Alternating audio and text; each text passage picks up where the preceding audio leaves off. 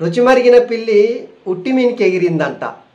తెలంగాణ సెంటిమెంట్ను వాడుకొని, తెలంగాణ ప్రజల ఆకాంక్షలను వాడుకొని, ఉద్యమకారుల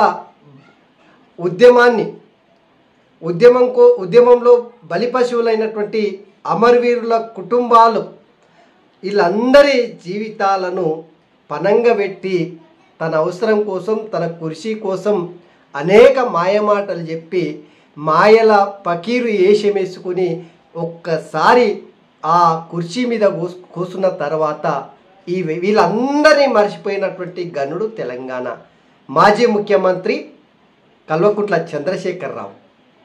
ఇప్పుడు అధికారం పోయింది, కుర్చీ కూలిపోయింది, తహతాలాడుతున్నారు అధికారం కోసం.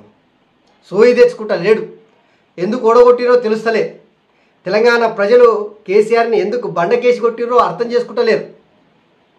కానీ ఈ 10 ఏళ్ల కాలంలో ఎవరినైతే మర్చిపోయిండో, ఎవరి గురించి మాట్లాడడం బంద్ పెట్టిండో, ఎవరి యాదిని చేసుకోకుండా అధికారంలో కుర్చీ మీద కూర్చున్న సందర్భంలో అందాలమెక్కి తన ఆజమాయిషీని, ఆ అవకాశాన్ని తన సొంత అవసరం కోసం, కుటుంబం కోసం వాడుకున్నటువంటి చంద్రశేఖరరావు ఈరోజు మళ్ళొక్కపారి తెలంగాణ ఉద్యమకారులు గుర్తొస్తున్నారు.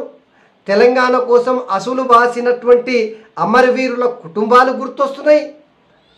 అదేవిధంగా ఏకంగా తెలంగాణ సిద్ధాంతకర్త, తెలంగాణ భావజాలాన్ని కేసీఆర్ దిమాక్లోకి ఎక్కించినటువంటి ప్రొఫెసర్ జయశంకర్ సార్ని అమాంతం ఆకాశానికి ఎత్తుతున్నాడు.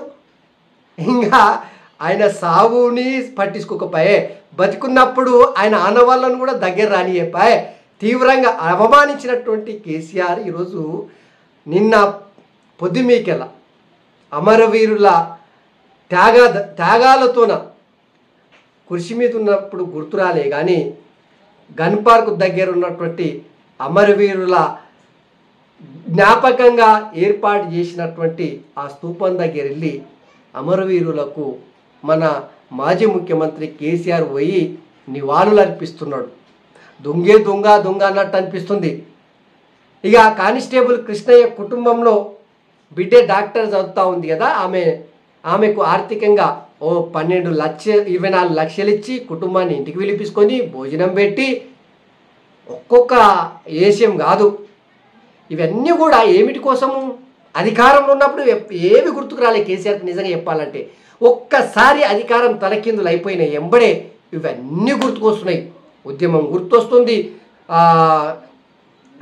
జయశంకర్ సార్ గుర్తొస్తున్నాడు, ఉద్యమకారులు ఏ రకంగా నష్టపోయారు ఇప్పుడు వాళ్ళు గుర్తొస్తున్నారు, తెలంగాణ ప్రజలు గుర్తొస్తున్నారు, అమరవీరుల కుటుంబాలు గుర్తొస్తున్నాయి.